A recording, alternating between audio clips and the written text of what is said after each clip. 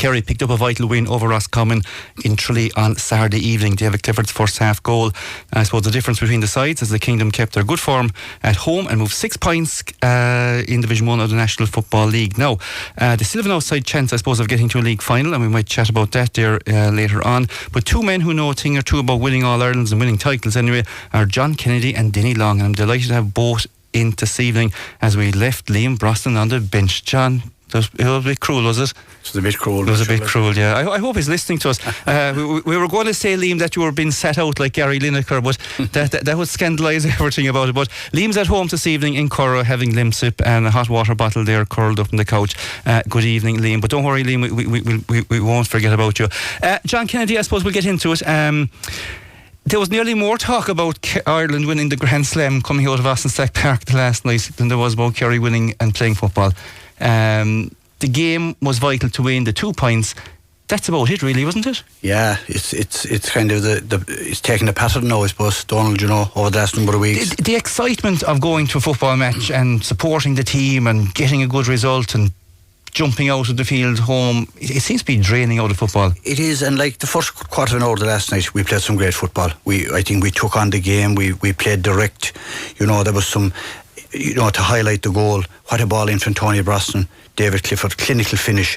And then it was just as if we just stopped doing it. We were 1/4 a point up, and Roscommon came back in. We were playing lateral, we were holding possession, not going forward. Not sure, is it a tactic? Is it on the field that the players make those decisions or what? But it's certainly not good to look at. And as you rightly said, the people are Kerry people. They want to see most GAA followers. They want to see a good game, and a lot of the Kerry supporters are disappointed. The win was great, of course. We said about 2 weeks ago we could have been in relegation trouble. No, we have an outside chance of getting to the final. But it's more than that. I think it's the way we're playing. We're not free-flowing. Is there hard training? These are all the questions. But those questions will be answered very soon, because it's coming to a time where we'll have to kick on when championship comes into play. And but look, valuable 2 points as a game, as a spectacle. I suppose you could say that for most of the games around the country. Watching them on television, Dinny, over the weekend, I think some of those games, they're not exciting for the spectators. People want to go to see exciting, high fielding, long kicking, good scores, hard hitting. It's going out of the game, and even the last night, the referee, some of the cards given out, the consistency isn't there. I think it's becoming very stop-start the game, and it's not Kerry's fault. We're safe in Division 1, but a lot of work to be done. Mm-hmm. Now, Dinny, we were very welcome back. Thank you. You served your suspension, did you? 48 weeks, was it? You're back with us again. Keep the elbows down this time, will you?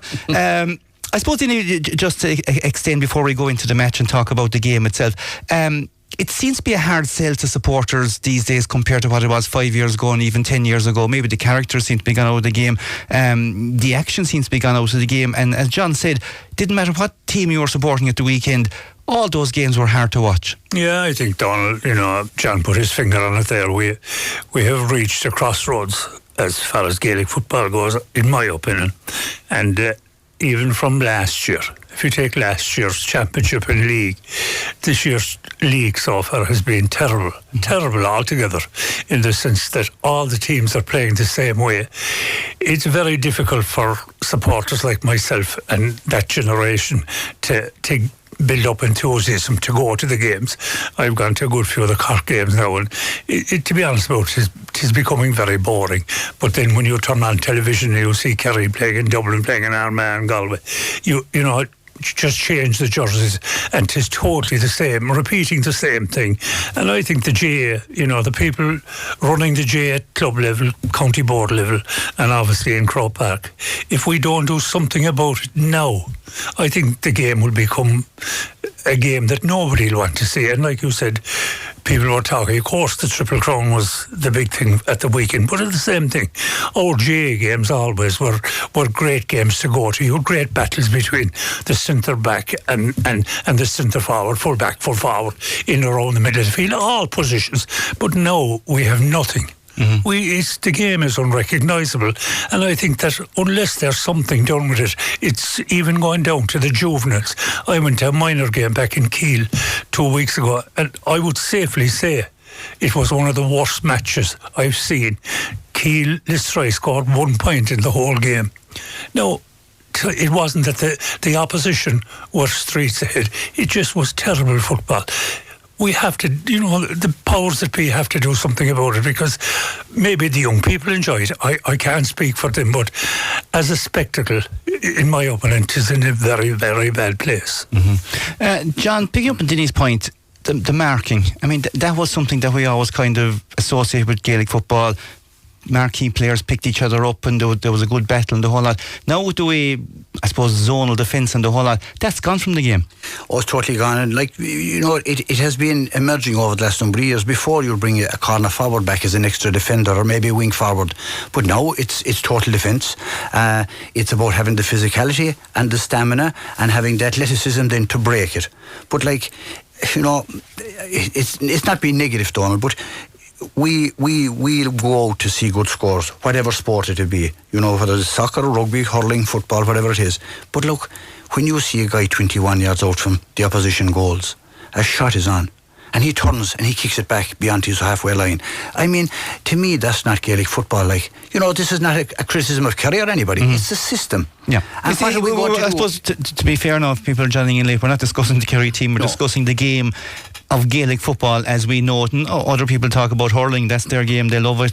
But for this particular segment, it's about the sport that we all grew up with, our heroes and the whole lot, and the game that was played. I suppose the way that we liked it played, but it has totally changed. I mean, the modern game is not the game that was played in the 80s. No, it is not. No, and look, everything evolves. We know that, and we have to be practical about it. But you look at the first 15 minutes the last night, the way Kerry played. Some great football. Won the kick-outs. Good diagonal kicks, good kicking, which we are able to do. Kerry players have that. They have the ability to give a 30 or 40 yards kick. We got some great scores, and then it stopped. Roscommon funneled back. They swarmed it. David Clifford doubled or triple marked again. Paddy Clifford taken out it by being marked. I'm not saying physically, but our teams copying on to the way we played and to our main men last year, Shawnee Shea, Paddy Clifford, David Clifford. Tig Morley's effectiveness is not there. Is it just the time of the year we're in? Or if it's not, and if it's going to be a feature going forward, we're going to be in trouble.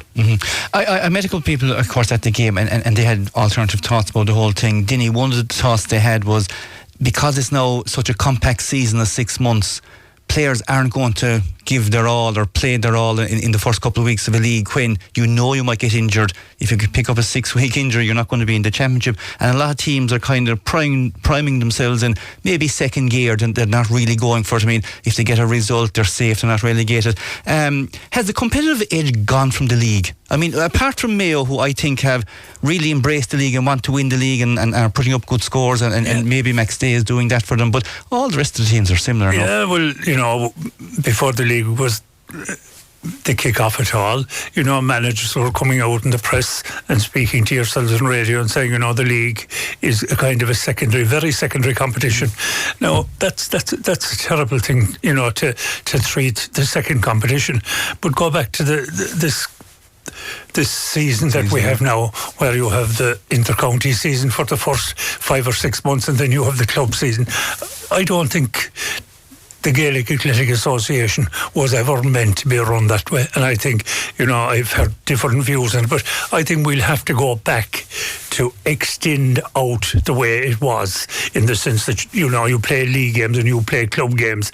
I know managers will come along and say, and I heard one manager saying a couple of years ago, that if you take an inter-county player out of their system and send him back to the club, when he comes back to the county, he's 6 or 7 weeks gone back to being a club player, and he's not at the speed, and he's not at the psyche and the bubble and all the other big fancy words that they use. But I think we're playing nearly a professional game at inter-county level.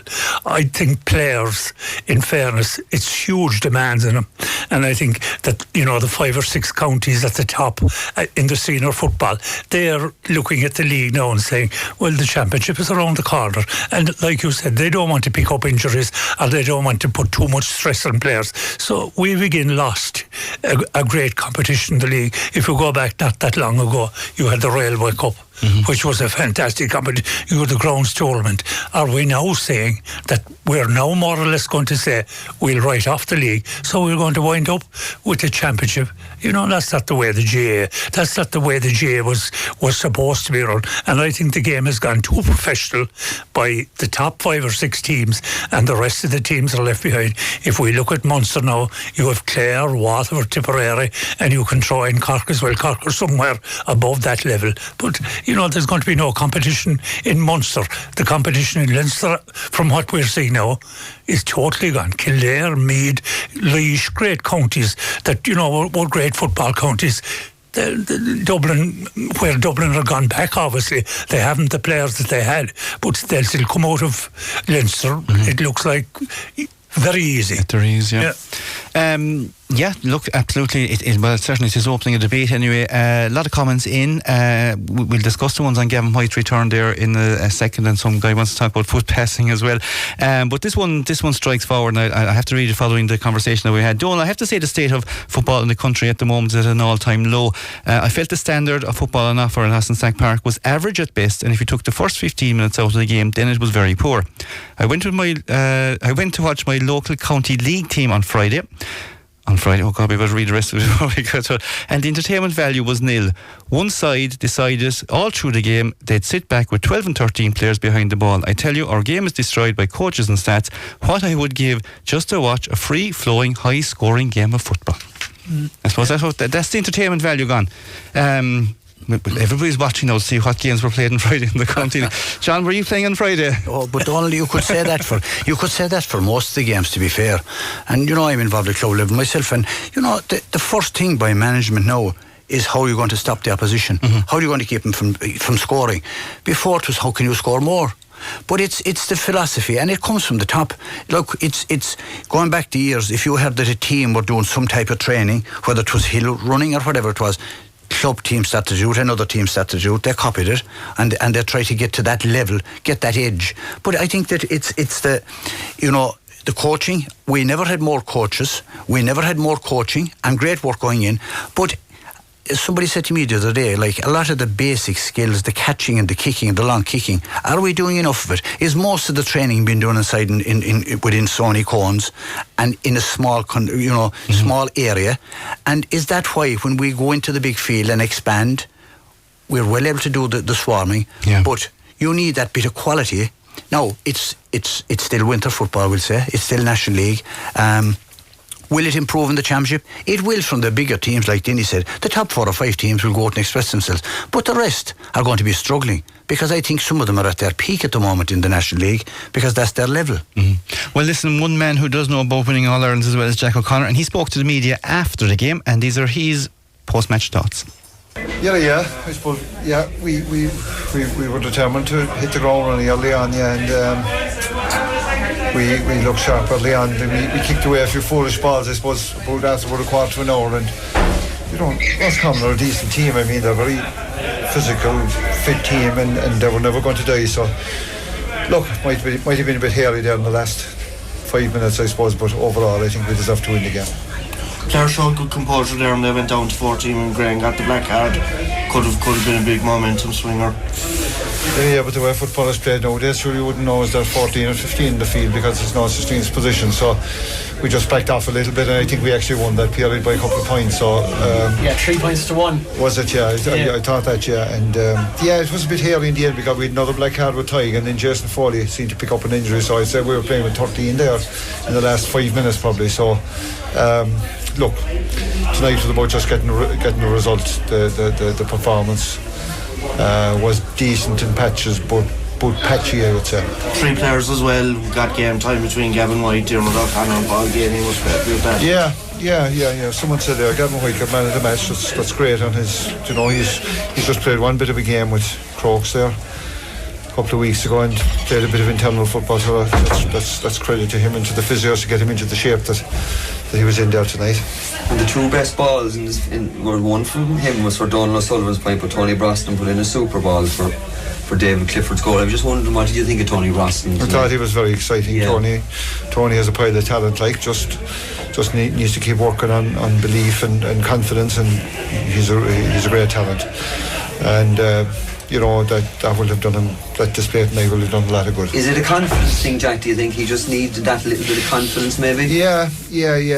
And because I've been watching Tony since he was underage, and sure, he's been a real talent going back to his minor days, and you know, we're delighted with the way he played tonight. And he likes doing that bit of playmaking as well, Jack. Well, yeah, but you see, you can't a bit more. Sure, look, we've heard plenty of noise about him playing out, but you can't play with a flat 3 inside anymore. There's no one playing with 3 inside, so we're not going to put David Clifford out. So you know, somebody has to come out of the corner. So Tony can play it both ways. Jack, I suppose obviously we got the 6 points you wanted. I suppose would going up to Galway be about maybe just getting in away day performance before the championship? I don't know. They're looking at the table. There's actually a chance you could reach a league final if you beat Galway. I think there's a realistic chance looking at the table now. Both Galway are going to be a tough nut above in Salt Hill, obviously, after a great result above in Armagh this evening. So that'll be a tough one. But look, tonight for us was just about getting a result and getting another step on the way to safety. Jack, I suppose just my mind, sad week obviously with Liam Kearns passing away. I suppose your early days as a manager in the noughties, your paths crossed. Yeah, we had a fierce battle with Limerick in 04. You know, they could easily have beaten us above in the Gaelic grounds. I think Dalashea did a bit of climbing over the crossbar to save us that day, and yeah, we had a great battle with them in Killarney as well. I think there was only 3 or 4 points in the game. So Liam obviously got the best out of every team he was ever involved in, and sure, what more can you say about a man only that? You know, if that's the biggest wish we all have, to get the best out of our team. So great footballing man, and just very sad for his family. There you go, Jack O'Connor remembering the great Liam Kearns, of course, and a minute's silence for Liam Kearns ahead of that game as well. Speaking to the media afterwards, of course, you heard the voice of Jason O'Connor, Kerry's eye, John O'Dowd, the Kerry man, and sports editor Tony Lean of sports, but obviously of Ballymac as well, and a man who actually went to a county league game and watched his own Ballymac play as well at the weekend. Dinny, very... I suppose when games are over and mics are put in front of you, you don't get much time to kind of calculate how the game went and the whole lot, and you're thinking about 101 things. But just a couple of things that Jack did touch on. The return of Gavin White. I mean, that has to be a bonus for Kerry. Oh yeah, we all know Gavin White is, you know, a very good footballer, a fantastic footballer, and you know, it's pace, and pace is what the game is all about. And you know, when he gets it, he throws it on the toe, and he's covered ground pretty quickly, and that makes a bit of opening for other fellas. He's an exciting guy to watch, and no doubt about it, Kerry are delighted to have him back, because you know, they don't have that many real top class players. They have, you know, they're all pretty good players, but he's an exceptional talent in the sense that his pace is phenomenal, and you know, with that type of pace in the modern game, he's an ideal candidate for the modern game. The one thing I'd like to say there, Donald, is that, you know, we were talking there about all the coaches and all that. I'm just wondering, is the game better since we got all the coaches? If you go back, and I know I hate going back, but like when it was left to clubs to bring in young fellas and take them down the field at under 8 and under 10 and maybe even older, they're coming in even at under 5s and under 6s now. Is the game better? Is that the way the coaching theory is going at the top level? Because I really see the game in dire trouble as a result of all these coaches. Are they being told this is the way to coach, or is everyone coaching their own way? I have no idea, but all I can say is that the game has deteriorated, and it won't make any difference if Kerry wins the Shears Island or Mayo or whoever wins it. They don't mind. You know, value for money. Like I remember Kerry saying long ago, a lot of people remember the great games Kerry played in when they lost. So it's all about winning now. Mm-hmm. You know, the sport, I think, is not a sport anymore. I suppose there's a lot of money involved, you know, in the game. So maybe the game is being ruined by becoming too professional. The comments are flying in, actually. It's amazing how a show goes, John. We didn't plan to have this show. We were going to talk about the game, but it's taken a life of its own, so we're going to ride this horse out anyway. First of all, the Gavin White ones. Without a doubt, he played outstanding. Great to see him back playing again. Gavin was fantastic. Great to see him back. We needed him back for that extra pace and drive. He's such a talent. Delighted to see him back. Donald, if Gavin White could sit out since last July and play one bit of a game with Dr. Crokes, as Jack O'Connor says, and settle back into the Kerry team, what does that say about the Kerry team? Well, we won't answer that one. That's a rhetorical question there, Dinny. We'll ask you another question in a second. But there's a lot of comments coming in. I want to get them. Hello, lovely to see Kerry win on Saturday. David Clifford and Shawnee Shea are picking up yellow cards at every match they played, and they're getting them very early in the games too for silly foul and giving away a soft freeze. Should Jack have a word with these? Galway are a better team this year, and I don't think Kerry will beat them. They don't have to depend on Shane Walsh, as they have 3 very good men that can kick the ball from out the field and over the bar. The Kerry boys are not able to do that at the moment. Maybe it is their heavy training. Donald, the one team we can blame for all this is Mickey Hart and Tyrone. And that's Francis from Palace, and that course goes back to the initial days of bringing in, I suppose, the swarm defence and the whole that's where he's going. I don't agree. The game of Gaelic football is hard to watch. All this lateral and back passing. You could make a cup of tea and come back and you'd miss nothing. That's Charles out there. Yeah, Charles, fair play. You could make a couple of cup of teas maybe, the way some games are being played at the moment. Hi, Donald. Would a simple rule improve as the spectacle of football? 6 backs and forwards confined, can't pass the halfway line. Maybe a 60-second attempt to score on a shot clock. Dennis, yeah, you see it in basketball. You get so much to score, and then you hand over the ball. I suppose teams are holding the ball for nearly 2 and 3 minutes now and running down the clock, and I suppose that's hurting the game as well. Agree with the panel that Gaelic football is now the crossroads. At times it's terrible to watch. Over and back the field, hand passing now dominant. Very little skill brought this up at a county board meeting and was told by Central Council delegate that it's up to the Rules Committee in Croke Park to implement rule changes, and we could be waiting a while for that. And Dan, a funny comment on that, Dan, on the way out the last night I was talking to kind of a well-known man who knows his football well, and he thought on the game was that rather than 15 aside, it should be 13 aside. Take 4 players off the field. It's going to be harder to mark the space, and you will get back to a bit more football. Maybe something that as well. Players can go through a game now without kicking a ball. That's Paul. Yeah, absolutely. A lot of players heading away through the game now without kicking, couple of hand passes, possessions and the whole lot. It's more exciting to listen to Tim and Ambrose on Radio Kerry than watch Kerry football at the minute. Go to the hurling matches. They're way more exciting and easier to watch. Hi Donald, John and Dinny, you're spot on. Games are now boring. Kerry played beautiful football for about 10 or 15 minutes and then they went back to lateral passing, going backwards. Kerry are kickers and hand passing game doesn't suit us. I hope this changes. Yeah, absolutely. There's an awful lot of talk on that. I think rather than kind of just going on for the next hour about it, because I mean this is a conversation that's held in every club and everybody wants to talk about our game, the way it's changed. But I want to kind of bring Dinny back to kind of reality a small bit, and we'll talk about Cork for a small bit, Dinny, because we said it'd be stored up. But I watched a great documentary that last evening, Laker Gale, and of course every now and again there's one fantastic one, and Noel O'Leary's one was up. Before we play Noel O'Leary's one, we have a lovely little segment here of the intro into it, and of course it's Noel talking about his late father, and I think this really sums up the O'Learys and certainly was great to listen to. It surprised you the people that used to call to him, but one stood out. Dolores O'Riordan. Jeez, he said, this hippie called today, he said, and she hopped out of a Mercedes car. I said, and what does she do? And he said, there was a man in the yard at the time, and the saw was going, and he was telling me about her, and I couldn't hear him, but he said, I think she's well known for growing cranberries. So that was my father feel. There we go, Noel O'Leary. Of course, Dolores O'Riordan, maybe she was good for selling cranberries as well, but she certainly was great for singing as well. Dinny, that goes back to 2010, and of course we were watching all the great, I suppose, games like Kerry played Cork in semi-finals and All-Ireland finals and the whole lot. And at that time there was a great momentum being built up between the counties, and Cork were there and they won, of course, in 2010. Kerry felt it down and he beat down. Noel O'Leary was a very important part of that, wasn't he? He was. Noel O'Leary was a very good player, Donald. A good character. The crowd were mad for him because he was capable of doing anything apart from, he was a footballer first and foremost, but he like to get involved in the RG Bargy, and himself and Paul Galvin, I suppose had a lot of history between them, but his commitment to Cork was incredible.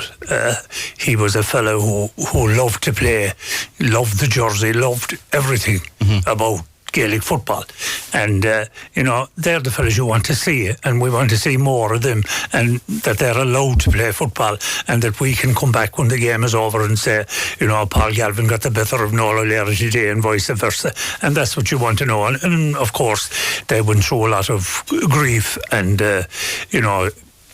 sad time. There's a lot of things people don't know when a player goes on the field, and people say this fella played bad or this fella did something, but nobody knows what goes on in the background. And he had his own share of grief, but he came through it, and looking at the programme, and I read an article in the paper about it as well.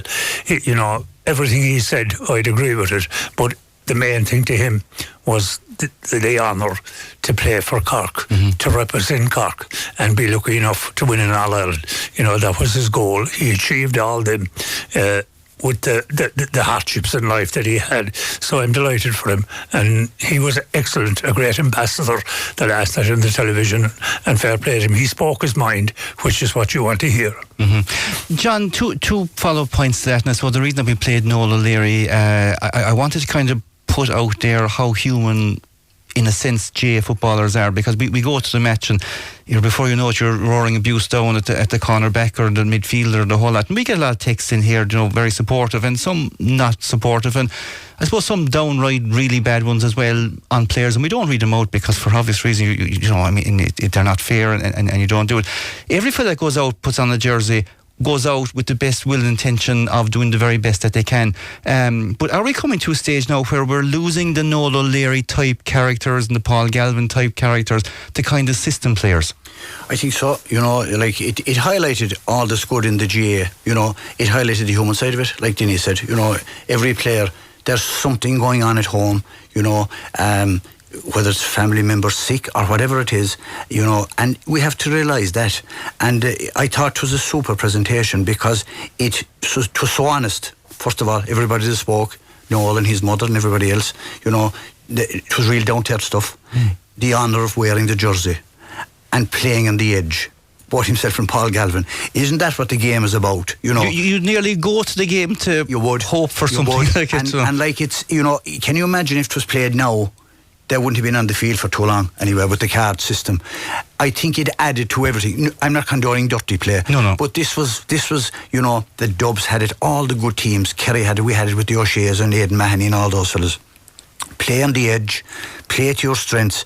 You shake hands when the game is over, and that's what it's about. And like Dinny said, there's lads talking in hostilities around the country about that tussle and about that battle, and what a battle it was. And Noel O'Leary typified all that is good in the GAA and in sport. You play it, you play on the edge. If you win, you take it in your stride, and if you lose, it's not the end of the world, because there's bigger things in life. Sport, Gaelic football is a sport. And that's the way it should be looked. It's very, very serious, but I think that you're curbing natural talents. We spoke about the Gooch there today with a few fellas, Mikey Sheehy, we go back, all the class forwards. They had that extra, they had that you just can't, you couldn't say what they were going to do next. But would they be stifled in the game now if they were in it? David Clifford is another one. Clifford is a natural. He'll do things. He'll do the extraordinary things very, very well.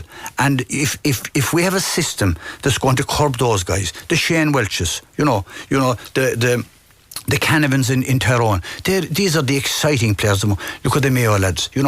If you curb that natural ability, you're taking something out of the game, and you're taking that flair and you're taking that excitement that gets the crowd going. Dinny, are we taking these players out of games? I mean, like you said, you watched a couple of underage games and the whole lot, and you don't see, I suppose, the natural flair as much, because obviously, I suppose, winning now at all costs, no matter what level it is. Last night I watched our own Kilcullen versus Dr. Crokes, and even though it was a challenge match, you still wanted to win, and there was all that buzz about, and the kids went out and they played fantastically well, and they were up and down the field and they had all the skills, and you were still scratching your head that so-and-so couldn't pick it off the ground at 13 and the whole lot. Are we overcoaching kids? Yeah, well, I think, John, the point John made there about if you take a player, he starts off with his club, right? That's where he gets coached, and that's where he usually gets coached. And he had skills, and the coach told him, you have to maybe do this or do that or whatever, and he did all them things. And the reason he was picked for his county, that he was good at all them, right? Now, when you have the development squads, right? Not so sure about them. Are they serving the purpose that they were meant to serve? We now have a situation when a very good footballer comes from wherever he comes from, right? And there are plenty of them out there. And when he comes into the system, or into the bubble as they call it, he now has to play to the way he's coached to play with them. And that's taking all his natural skills. And what we loved to see long ago was the good catcher, the good kicker, out to the sideline, whatever. And they were the things we were talking about. We now go to the match. When the match is over, we're saying, just the drive home is a long way if we go to Cork or go to Dublin. And really the game, you would hardly talk about it. That was, and that's a bad sign of the way the game is played now. There's no more contest.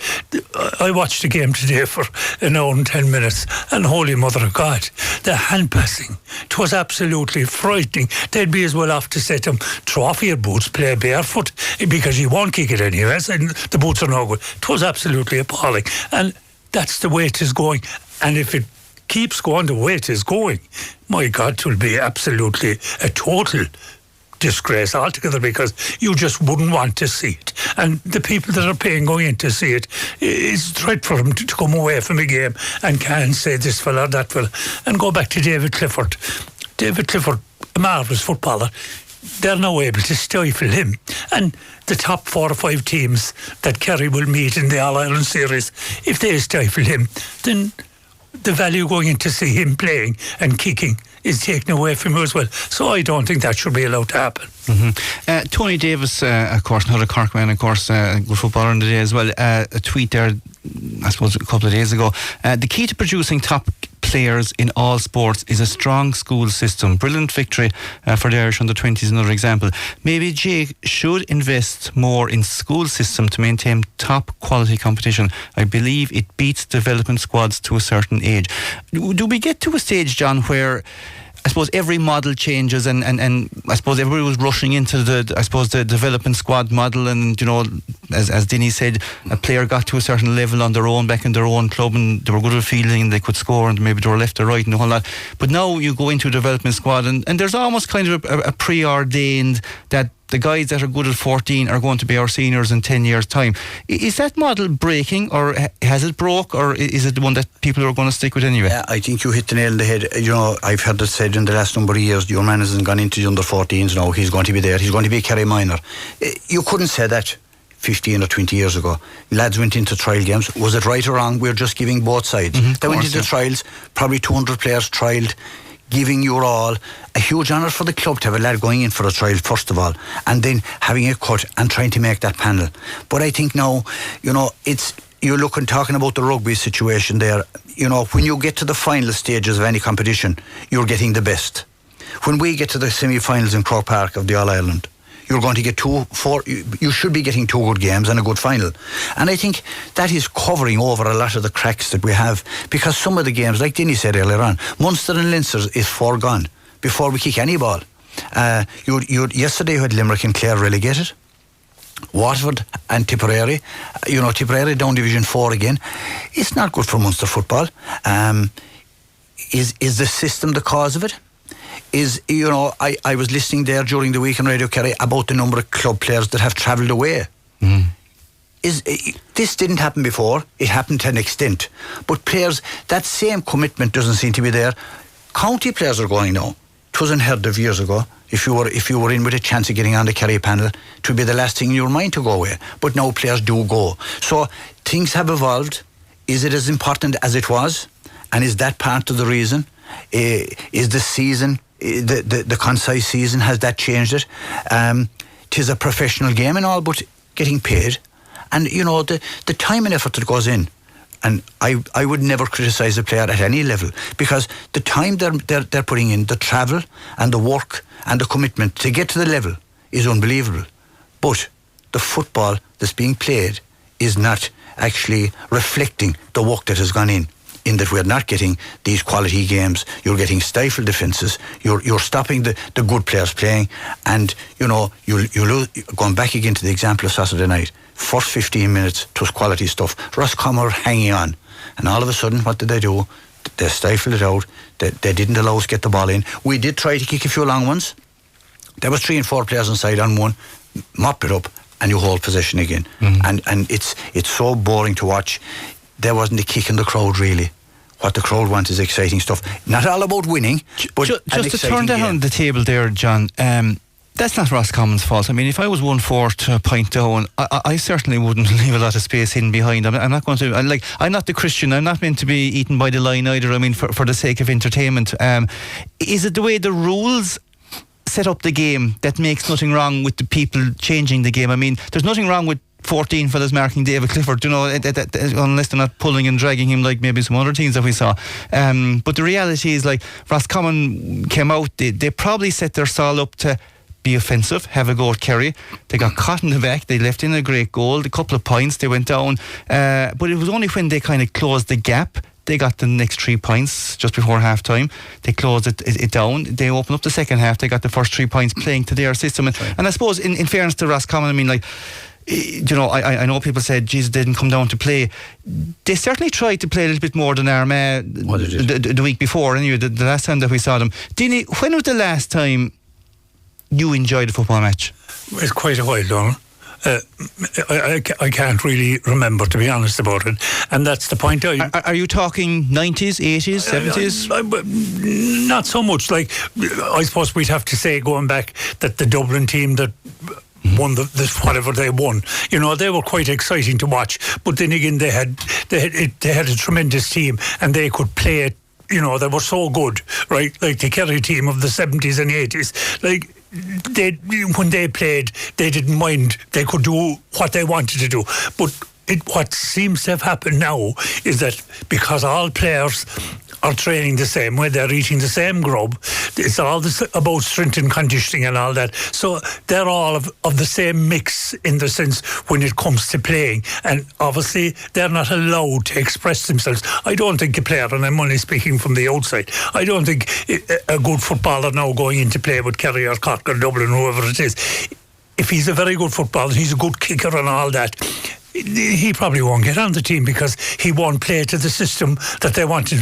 The big secret now is mind the ball. Every coach, every sideline that I go to now, all I hear the coach is shouting, mind the ball, mind the ball, mind the ball. There's no such thing as kick it, let's see a bit of excitement. The excitement has gone out of the game, and if we don't have excitement, you don't have a game. Absolutely. Well, certainly loads of excitement this evening anyway, Dinny, fair play to you. Liam, if you're listening at home, I'd say take next week off as well. Dinny's playing a blinder. Come here, we'll take a break, and after a break we'll talk to Dan Kearney for a bit. Dan Kearney joins us on the line, as he usually does after a Kerry game. Dan, I suppose we'll briefly touch the Cork game, because I want to talk about Paris and Julie as well. Would Kerry have been disappointed by that loss, or did they kind of set up just to find a little bit more about themselves? Be disappointed after any loss, but at the same time I'd say the management weren't terribly upset by it, in a sense that it was obvious that Kerry were a bit leggy. The lads have gone into a kind of a different series of training now, a different block of training with a view to the actual National League final, so they had nothing to lose the last day really, bar their unbeaten record in this year's league, and I don't think they'll be terribly disappointed. And I suppose they particularly, you started the game without Chief Roche and Varian Scanlon and Louise Namer Hurtig didn't play at all, and there are three very big players for that team. So from a point of view of giving girls a run, which they did and stuff like that, I think it was very, very well worthwhile. But they will be disappointed with the loss, but on the overall picture, I don't think they will be terribly so. I suppose when you bring Chief Roche on, she scores 2 second half goals, and you close the gap a bit, and like you said, you didn't have your free scoring forward. I presume though, a lot of players who would like to get themselves kind of into the championship side or maybe even into the league final team, they would have had to put up big games the last day. Would some of them have been disappointed with their games, or again, I suppose it was just a game that played itself out?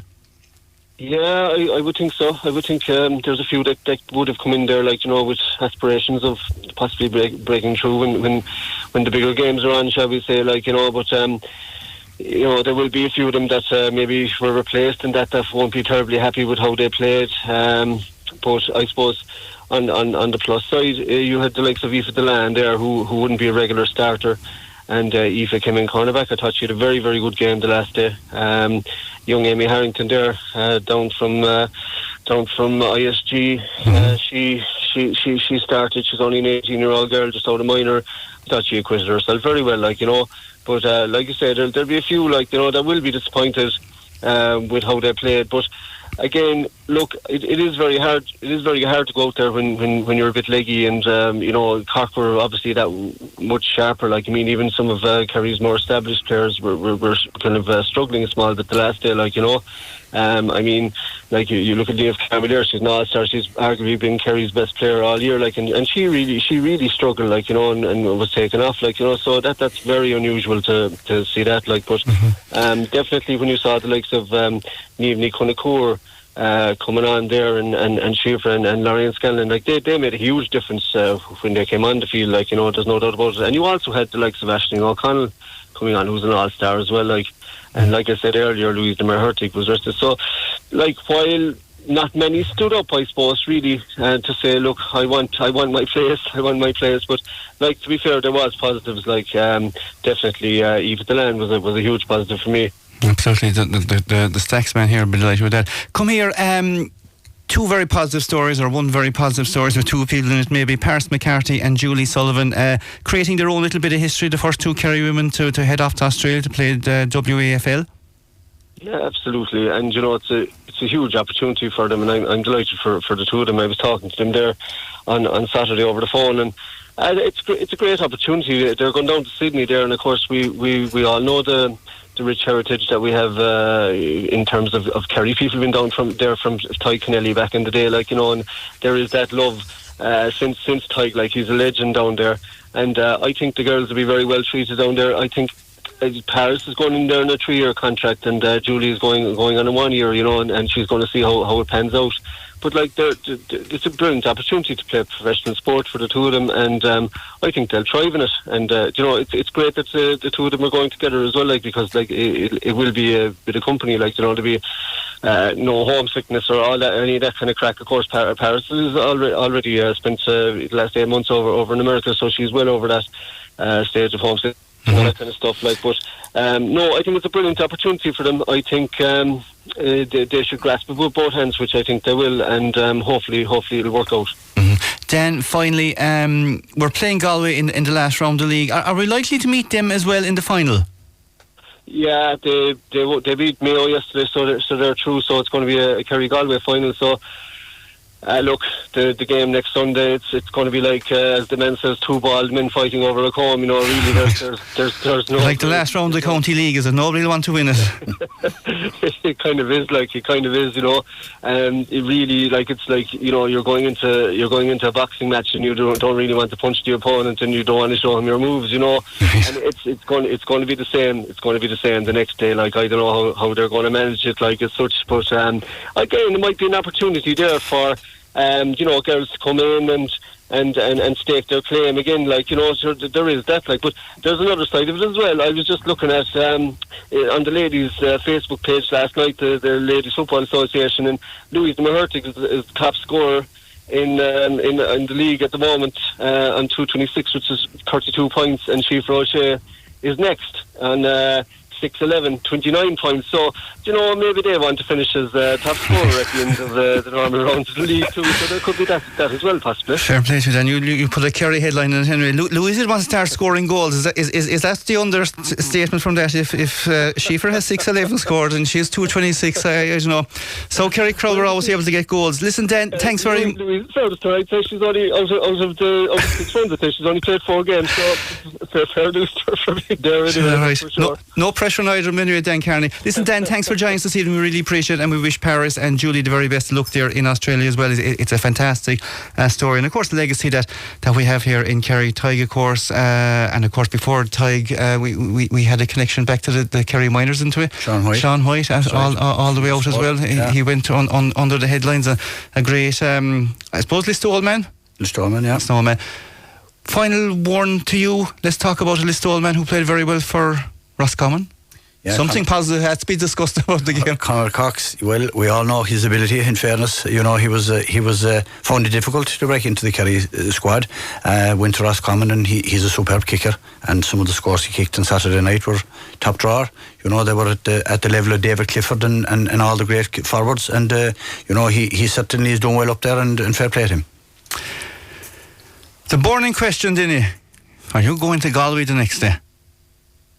Yeah, like Jack said there earlier on, there's a 6-point differential. Yeah. It's not a mountain. But you'll have to go to win it and go out to win it, and it could be a shootout. And I think Kerry will, because, you know, if you look at all Kerry's games, they're up and down a bit iffy for Kerry, if you like. And, you know, I think that Jack and his management and players, they'd like to see themselves well tested. And, you know, Galway, Mayo, semi-final. Galway is a semi-final, if you like, and Mayo are already through to the final. Mayo gave Kerry a bit of a hiding. Maybe, you know, Kerry would be anxious to say, okay, you might be getting above your station a bit, we'll take you on above in Croke Park.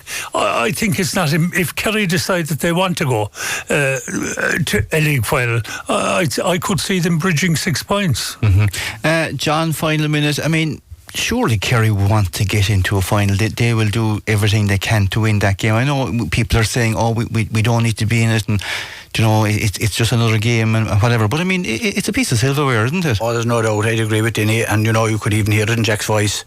You know, there's a carrot there. He's a competitive man, and you know, what looked and you know, an unreal target a few weeks ago is certainly there now. I think we'll go to Galway, and I think we'll win and get to league final. And what a huge boost would be. And, you know, you have the players coming back, as we already said. Diarmuid O'Connor last night, Paul Ganey, and a fantastic run by Gavin White. We need these guys, and I think they'll kick on. They'll beat Galway and get to league final, and, you know, a repeat of last year's final. Being a repeat of last year's All-Ireland final, does this make it a statement game? I mean, Galway will want to win that at home, obviously. Kerry will need to win it if they want it. And they still will need a series of results to go their way, and they'll need to probably outscore. I don't know, they have to outscore Galway by something big anyway to get over the line. Is it just a victory, or is it kind of going out with a great performance, playing what we would associate with Kerry? I think a victory is important. If Kerry want to get to league final, I think they'll go to win the game. If they don't, a performance. But Galway have certainly improved as well. They've been down so many of their marquee players. They've found a few players which they wanted. It's an intriguing battle ahead. An intriguing battle ahead, says John Kennedy. Well, listen, guys, thanks very much for all the time you done this evening. The show absolutely flew.